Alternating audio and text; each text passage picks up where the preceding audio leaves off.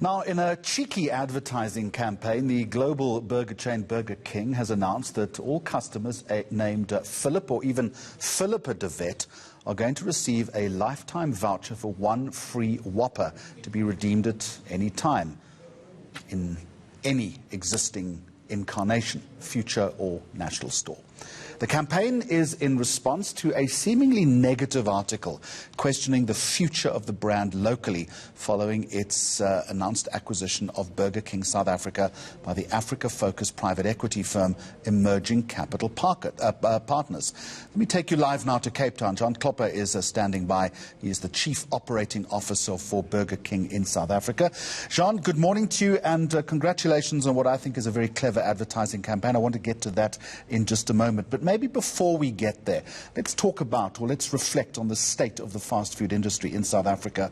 We know the franchise has been sold, and there is perhaps an underlying perception that the brand is facing difficulty, is in trouble in what is a very crowded and competitive fast food market. Is that the case?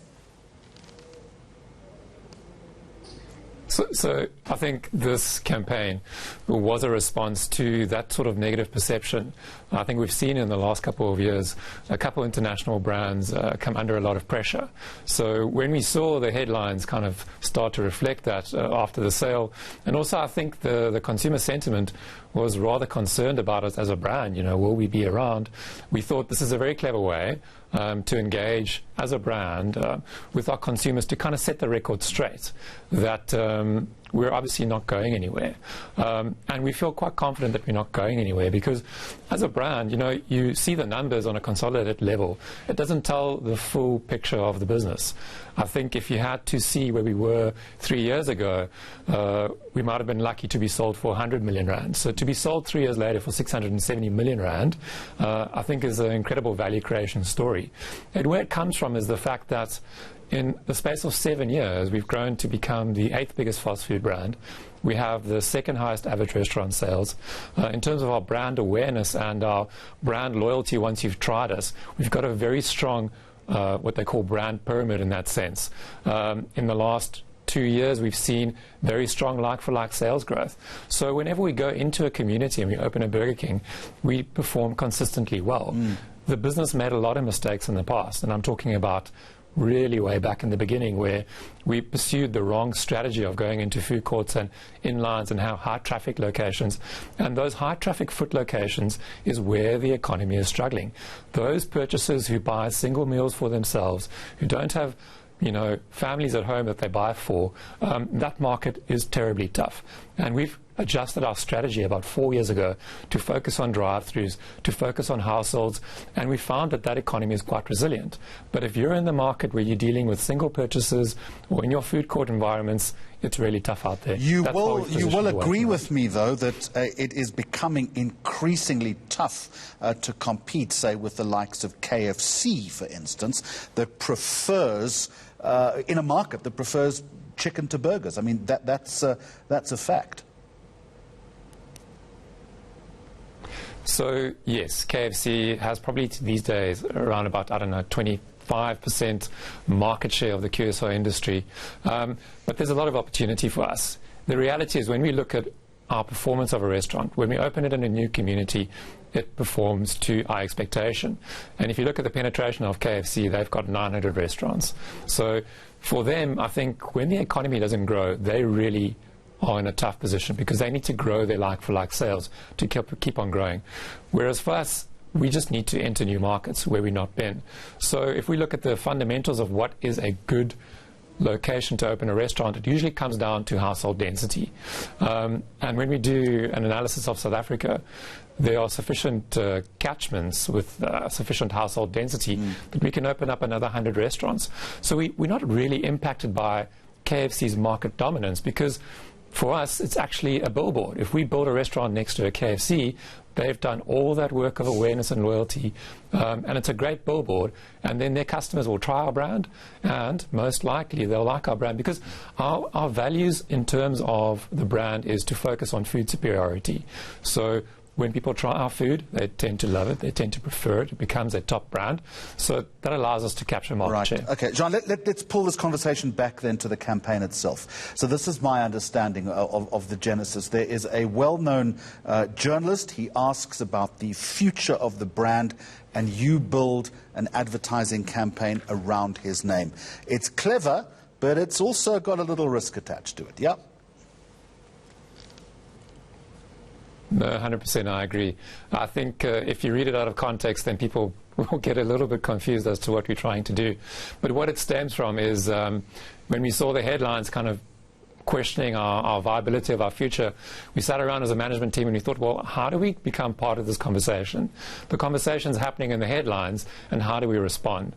So the idea was to think of this as a customer complaint.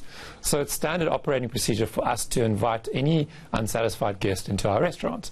And we're quite confident that if they experience our burger, they'll be converted into a promoter of the brand. So we thought, okay, well, let's treat this exactly like this.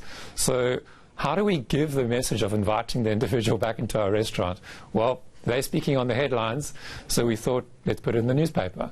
And it's an honest invitation for anyone who may be concerned about us, or maybe a naysayer. You know, I think everyone is familiar with someone who knows them, who's maybe negative about the future of South Africa. It's quite a common theme. So it's really symbolic of anyone who maybe is a little bit negative or down about South Africa, to say, you know, but come try us, maybe see us, see what we like, before you write us off. And the response so far has been what, or is it too early to tell? So this response so far has been very positive. I think we've had a lot of engagement on social media, firstly trying to understand what we're trying to achieve. We've got various sentiment tracking tools that say that overwhelmingly people think it's very cheeky. And I think it's part of our journey of starting to build a brand voice. Example again, when the other international brands struggled, they kind of just whimpered into silence, into the corner. So we're not that picture. We want to become part of the conversation in South Africa, and this is a way to start to build a voice, to talk about our core values, which is food superiority, value and convenience.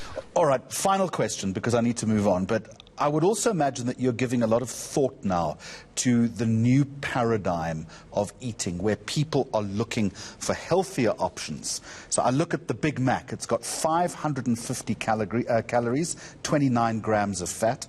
The Whopper's got 630 calories and 35 grams of fat. You've got no choice but to start paying more attention to food, health and lifestyle. Yes, so there's been a lot of engagement with the Department of Health to try and see how the industry can participate in health schemes. And typically the biggest one that they try to push for is nutritional information. If you're an informed consumer, then you can make an informed decision. You know, calories aren't inherently the issue. It is obviously how often you consume it. So we will look at our menu and we will put in offers that give you options. And I think anyone having an option is the biggest opportunity. There might be an occasion where you want to enjoy a Whopper, or you might want to enjoy a normal hamburger. We also look at the trends to introduce different sort of varieties or different meal instances. So it's all about matching what consumers want. I think an important thing to remember is that we're one of the brands that actually have one of the cleanest label products in the market. We've gone through a process or journey of cleaning up our products, and we're not 100% there yet, but the general trend is to try and make the food that you're consuming good. So there's no preservatives, no colorants, no flavorants.